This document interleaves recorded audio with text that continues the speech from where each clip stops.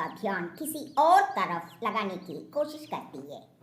गुड़िया बेटी, जब मैं छोटी सी थी तो जब मुझे ठंड लगती थी तो अपनी माँ के एक खेल खेला करती थी। मम्मा, क्या वो खेल खेलने से ठंड नहीं लगती?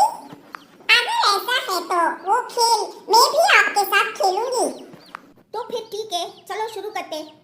मामा चिड़िया अपनी बेटी को साथ लेकर घर से बाहर चली जाती है।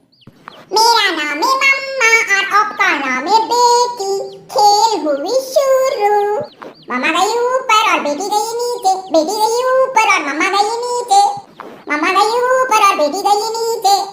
जब मम्मा चिड़िया पेड़ पर जाकर बैठ जाती तो उसकी बेटी गुड़िया पेड़ से नीचे आकर बैठ जाती। वो ऐसे ही किए जा रही थी। गुड़िया का शरीर गर्म हो जाता है, ऐसे उसे ठंड का एहसास कम होता है। मामा, ये खेल तो सच में कमाल की है, मेरी सारी ठंड उतर गई। ये खेल खेलने से वो रात किसी न किसी तरह मामा चिड़िया गुजार ही लेती है। सुबह हो जाता है। सारी रात जागते रहने के कारण गुड़िया अब तक सोई हुई थी।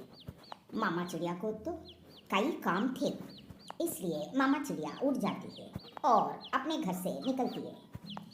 हरियाली बहन, जंगल में कई कपास का पौधा है क्या? हाँ राना चिड़िया, कपास का पौधे पहाड़ों के पास है। लेकिन तुम क्या करने वाली हो? रात को ठंड थी, मैं अपनी बेटी के लिए कपास से गर्म बिस्तर बनाने वाली हूँ। कपास का घोंसला अच्छा रहेगा, कपास घोंसले में ठंड का एहसास नहीं होगा। फिर मामा चिड़िया पहाड़ों की तरफ कपास लेने चली जाती है। मीना सहेली, मैं तो आज सारी रात मामा के साथ ये खेल खेलती रही। क्या? वो खेल क्या था?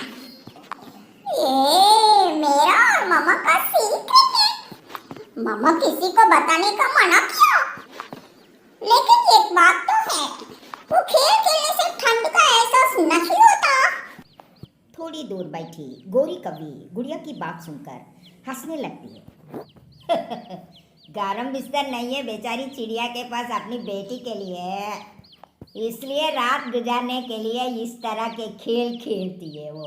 आंटी, मेरे सहेली की मामा आपकी तरह चोरियां नहीं करती ना, इसलिए उनके घर में गरम बिस्तर और घोंसले नहीं है। बड़ी लंबी जुबान है तेरी छोटी चिड़िया, बहुत चू चू करती है तो। मीना सहेली, चलो यहाँ से चले। मामा ने गोरी आंटी से उलझन करने से मना किया हुआ है। गुड़िया मीना को लेकर वहां से चली जाती है। मामा चिड़िया कपास के पौधे से कपास के फूल चुन लेती है और वो एक टोकरी में रखकर बुढ़ी फाख्ता के पास जाती है। माँ जी, मुझे कपास के फूलों से गरम घोंसले बना दे। बेटी, मगर उसके लिए लंबी घास की ज़रूरत होगी। मैं फूल साफ करती हूँ और आप जल्दी लंबी घास ले आओ। लेकिन माँ जी, मुझे लंबी घास कहाँ से मिलेगी? लंबी घास नदी के उस पार है। मामा चिड़िया घास लेने चली जाती है। गुड़िया भी अपने घर में आ जाती है। ना जाने आज मामा सुबह से कहाँ चली गई है, भूख भी लगती है और मम्मा अभी तक लौट कर नहीं आई। गुड़िया को भूख लग जाती है और अपने घर से निकलती है। गुड़िया उड़ती उड़ती घने जंगल में चली जाती है। गुड़िया अपनी मामा को बूढ़ी फाख्ता के पास बैठा हुआ देखकर थोड़ा पास जाकर अपनी मामा की बातें सुनने लगती है। माँ जी, कल की रात मैंने अपनी बेटी को खेलने का बोलकर सारी रात जगाए रखा। मुझे डर था कि मेरी बेटी को ठंड लग जाए, लेकिन आज की रात मेरी बेटी अपनी कपास के घोंसले में आराम से सोएगी। हाँ बेटा, अपने बच्चों के लिए माँ बाप को न जाने क्या क्या दुख सहने पड़ते हैं। मामा, मुझे वो खेल खेलने में सच में मजा आया था। हाँ मेरी बेटी, आज मैंने अपनी बेटी के लिए बूढ़ी फाख्ता माँ से कपास का घोंसला बनवा लिया। मामा चिड़िया वो कपास का घोंसला लेकर अपने घर चली जाती है। मामा चिड़िया खिड़की से बाहर देखती है तो बाहर जंगल में हल्की हल्की बर्फ गिर रही थी। गुड़िया बेटे, आज बर्फ गिर रही है, इसका मतलब आज रात बहुत ठंड पड़ने वाली है। मामा, मेरा कपास का घोंसला बहुत गर्म है, मुझे ठंड महसूस नहीं हो रही है। ये सुनकर मामा चिड़िया शांत हो जाती है। मामा, आप भी यहाँ मेरे साथ आ जाइए। नहीं बेटे, ये घोंसला छोटा है, एक पक्षी के लिए ये घोंसला। तू आराम से सुकून से सो जा। गुड़िया कपास के घोंसले में लेटते ही सो जाती है। आज रात गुड़िया बहुत मीठी नींद सोई थी।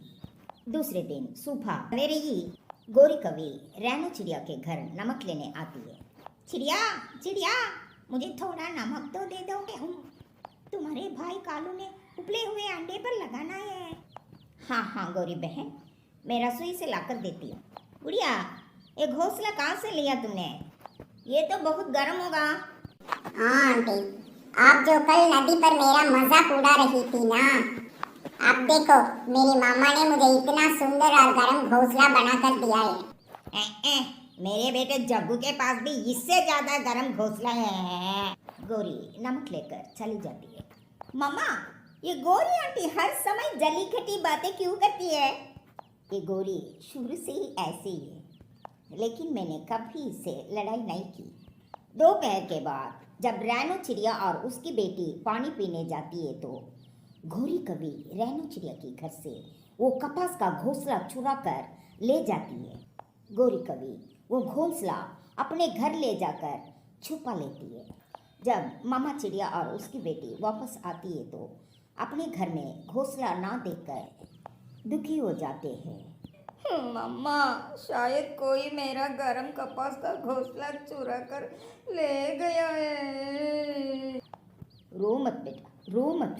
शायद कोई हमसे ज्यादा जरूरतमंद होगा बेटा। चिंता मत कर, मैं वापस तुम्हारे लिए कपास का घोंसला बनाती हूँ। मामा चिड़िया कपास लेने जब पहाड़ों पर जाती है तो पहाड़ों के पास कपास के पौधे तो थे, लेकिन उन पर कपास के फूल ना थे। शायद पक्षी कपास के फूल तोड़कर ले गए थे। अब मैं क्या करूँगी? कैसे बचाऊंगी अपनी बेटी को ठंड से?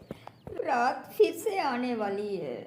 मामा चिड़िया शाम को खाली हाथी अपने घर वापस आ जाती है।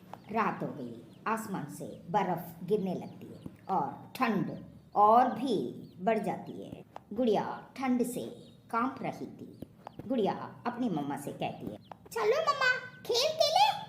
मेरा नाम बेटी और आपका नाम मम्मा। गुड़िया गई ऊपर और मम्मा गई नीचे। मम्मा गई ऊपर, गुड़िया गई नीचे। फिर वो माँ बेटी खुद को गर्म रखने के लिए वो खेल खेलती रहती है। चिड़िया और गुड़िया की आवाज़ सुनकर एक विदेशी पक्षी वहाँ आ जाती है, जिसके पास एक घंट थी। चिड़िया बहन, मैं विदेशी पक्षी हूँ। इस जंगल में रात गुजारने के लिए घर नहीं है। क्या आज मुझे अपने घर में रख लोगी आज की रात? पक्षी, मेरे पास घर तो है, लेकिन घर में गर्म बिस्तर नहीं है ना। ये बात सुनकर विदेशी पक्षी हंसने लग जाता है। चले, आप मुझे अपने घर में ले जाइए। फिर गुड़िया और उसकी मम्मा विदेशी पक्षी को अपने घर में ले जाती है। घर जाकर विदेशी पक्षी अपनी झोला बैग खोलता है और एक गर्म कंबल मामा चिड़िया को और उसकी गुड़िया को दे देता है। चिड़िया बहन, मैं गर्म कंबल बेचता हूँ। मेरे पास गर्म कंबल की कोई कमी नहीं है। ले, आप भी सुकून और आराम से सो जाए और मैं भी सो जाता हूँ। ये सुनकर मामा चिड़िया और उसकी बेटी बहुत खुश होते हैं।